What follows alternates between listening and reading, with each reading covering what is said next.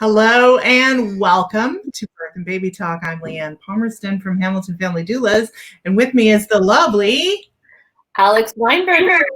Hello, I'm also from Hamilton, Toronto, and Ottawa Family Doulas.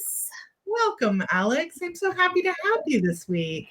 Same. I can't believe we're already here at the start of 2021. What a wild ride. Yeah, wild ride is putting it very nicely. You know what this wild ride has done? It has turned my normally not completely apolitical. He's always had political beliefs, strong ones that align with my own. And so we're very copacetic politically. But recently he has started watching and listening to CNN. So we have Sirius XM in the car. And every time he drives to and from work, he listens to CNN. And last night in bed, I was like playing Candy Crush for a little while, and he was watching CNN videos. Oh my gosh. Yeah. So this year has had a very profound effect on all of us. Yeah, for sure. How about you guys? Is anything new that has crept into your life from the pandemic? Well, I guess just having Seamus home. I'm not used to having to share the house so much of the time. I've worked from home for a long time, so being at home, working productively from home, all of that's very normal for me. But I'm not used to having someone else here. That's been a little strange, but it's actually been good. It's better than I thought. We've definitely managed that well, having him also work from home. Yeah, I don't know anything else other than maybe just the realization of truly what is enjoyable and what is not enjoyable, and how much of some of the stuff that we did pre-pandemic that, I wouldn't have said I disliked, but then I ended up not missing it and don't know if I'll go back to some of those old habits. And, I don't know, just realizing the things that are truly important and what isn't, and places where we just wasted time and money that probably, hopefully, maybe we won't after this. Who knows? Yeah, I think I know exactly what you mean, and I agree. I think, it's been an interesting year where we realized when we couldn't have certain things, which of those things were actually important and which weren't. And so, I've realized that I really like just flopping out around the living room, hanging out with the people who I find funny or delightful, and just being with them in a really low-key way. And maybe more formal type stuff, I'm not interested. I don't care. And in fact, I'm thinking Christmases and big holidays and things like that might look really different in the future.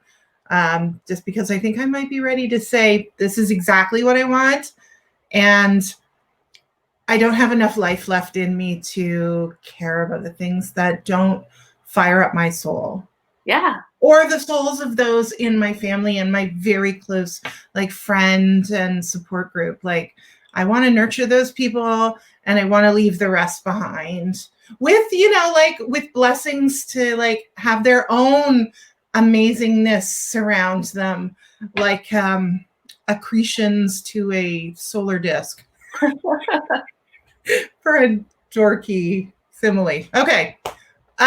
Today we're talking about something I think is super, super important. We're talking about the postpartum plan.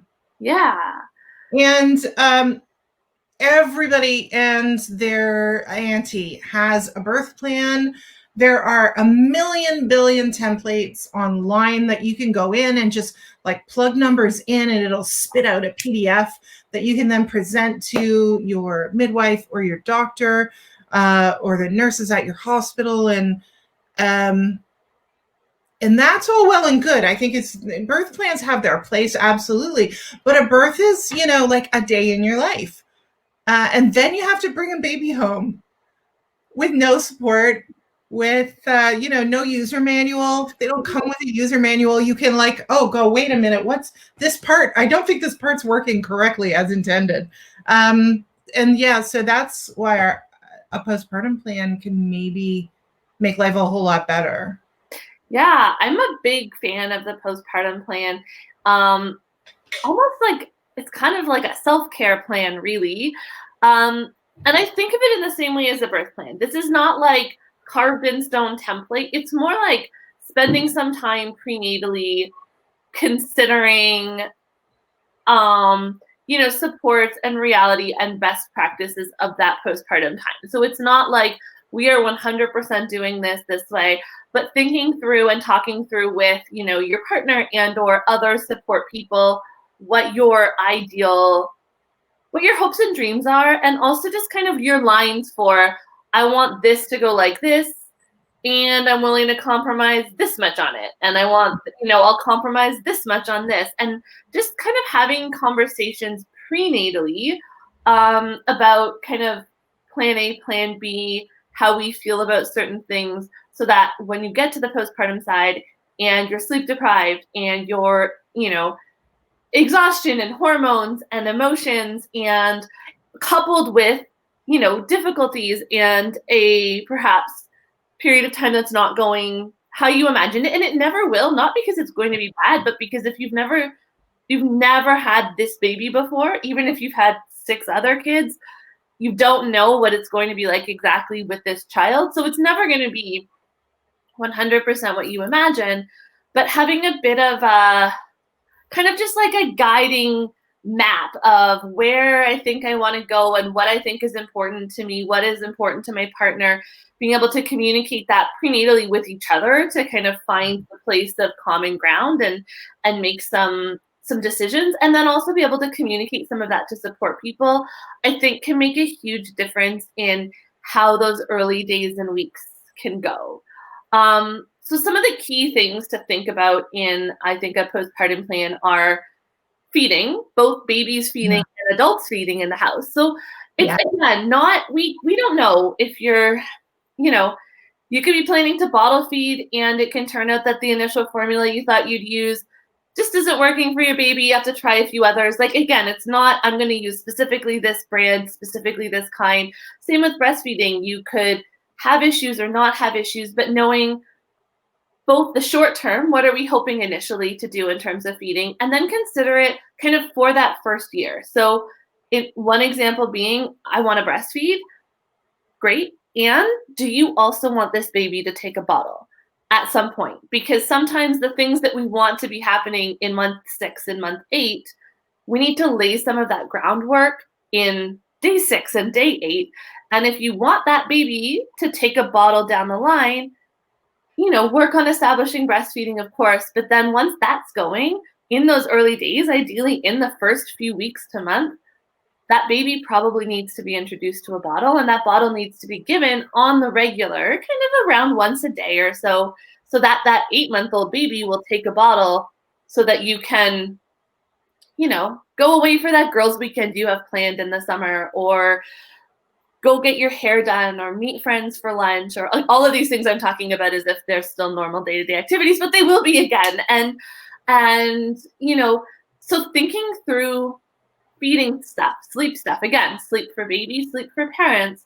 How much sleep do we as adults and parents need to get? Where do we want our baby to sleep? What are our philosophies around sleep? Are we going to take a more kind of baby-led approach in terms of let's just notice when our baby's sleepy, let's do what our instincts in those moments tell us to help them to sleep? Or are we kind of aiming towards how can we, of course, meet our baby's needs, but maybe help facilitate the biggest sleep from baby to be at a time when we can also be asleep, and help facilitate a little bit more predictability and structure, again, over time in the baby's schedule. And again, some of that is not just responding to what day 2 looks like, but what do we want, again, month 6, month 8? Are we, I talk to a lot of parents prenatally who are saying, we're just going to tough it out and then we'll sleep train at 6 months. And if that's the plan, then that's a great plan. And sometimes you can start with like a few little things and take some sleep considerations into play so that perhaps at 6 months you have a great sleeper who doesn't need sleep training. And perhaps you still need sleep training and that's not a problem either. Maybe you're just going to tough it out. Everyone will eventually sleep. It's just a matter of how long you want to give it. So feeding, sleep, general house stuff, which has nothing specifically to do with the baby, but some people can tolerate a decent amount of chaos and mess and it doesn't bother them. So fine, let it go. Other people, it really bothers them. And you might not have the time and space to do the cleaning you normally do. So what's the plan for that? Who's going to do it? Can you hire a housekeeper? Your mother-in-law who wants to help, is that something she can do? Do you have, a friend who will come and help out with some of that? Like, what's the plan for, feeding yourself, keeping your house in whatever state you want, and then building in some regular self-care, which again is going to look different. It's not going to be a spa day. Can't maybe be away for that long, but you can work in a shower every day if that's something that's important to you. You can have 20 minutes to put on makeup or do your hair every day if that's important. If having 20 minutes to read the news and have a coffee, you can kind of carve out 20 or 30 minutes a day for each parent for kind of their own unique self-care time. But all of that kind of needs to be discussed and talked about prenatally, because it's not just going to happen without a bit of a plan for it. It's really easy to get caught up in the day and realize nobody got a shower, nobody got their self-care time. We feel like we're just reacting, as opposed to kind of having an idea of what we want and where we're going, and maybe even finding conflict over,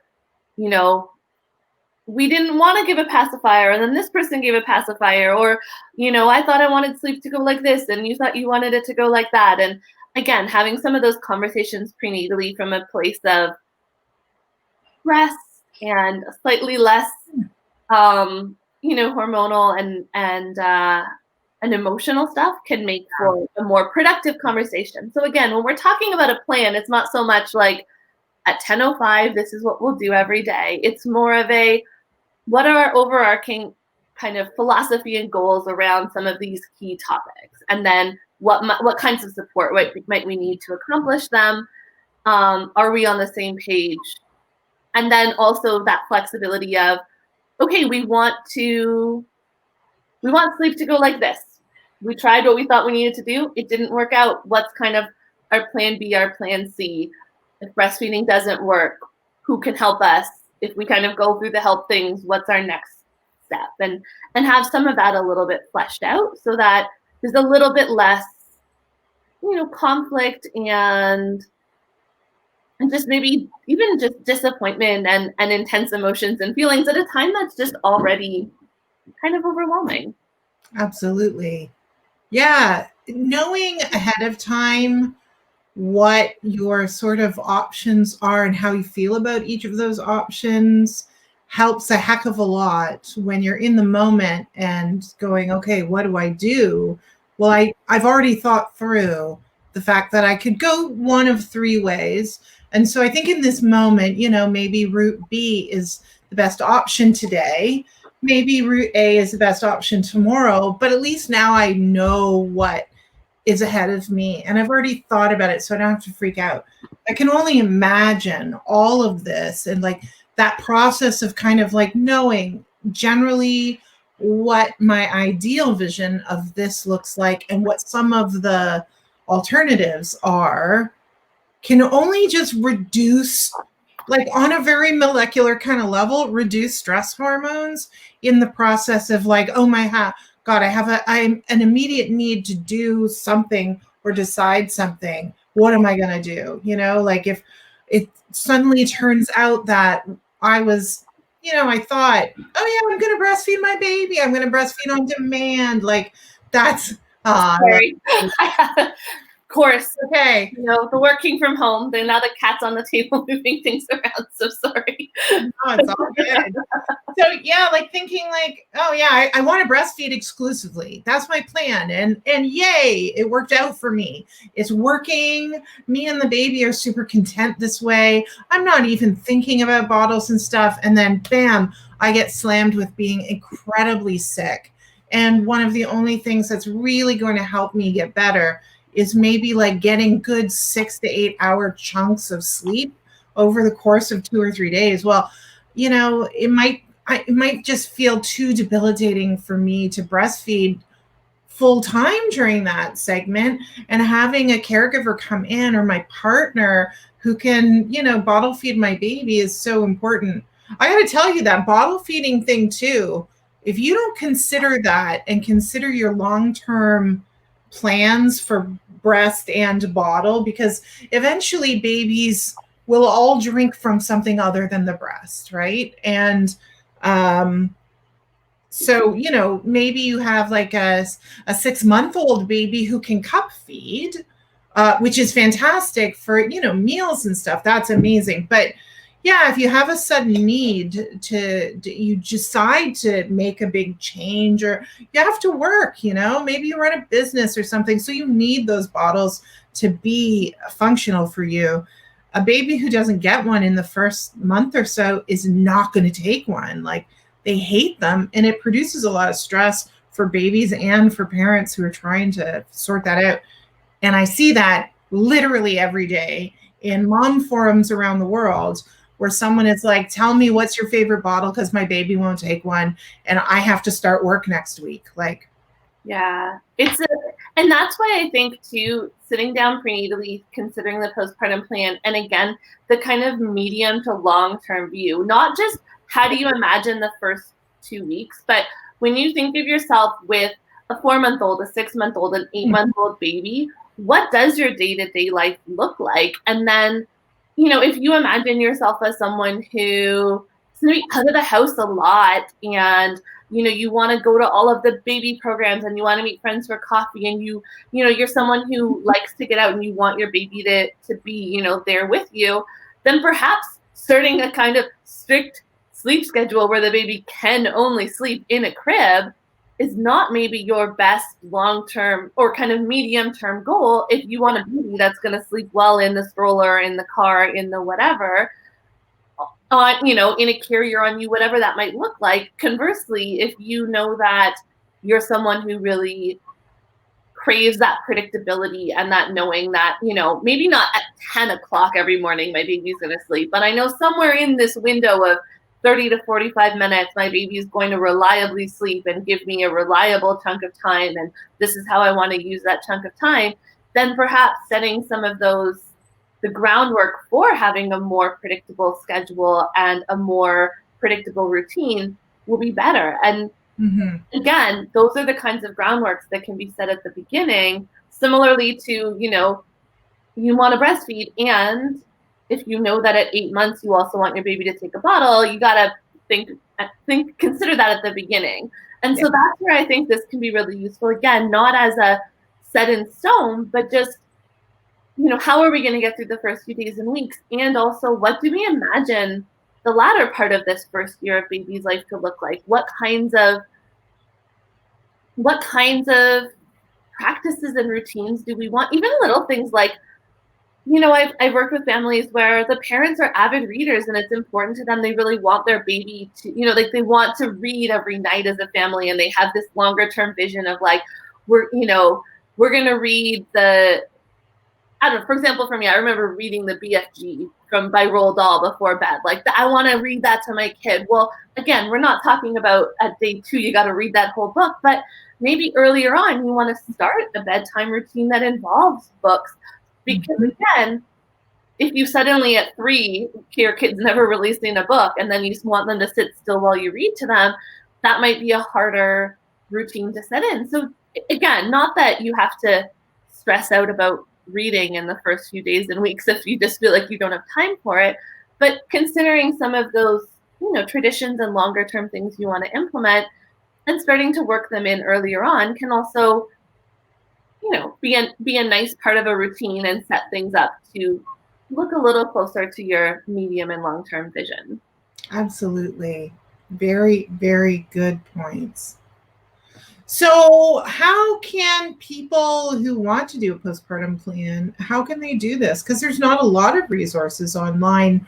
I mean, you can do a lot of reading about what to expect in the first year. And there's certainly books literally with that title.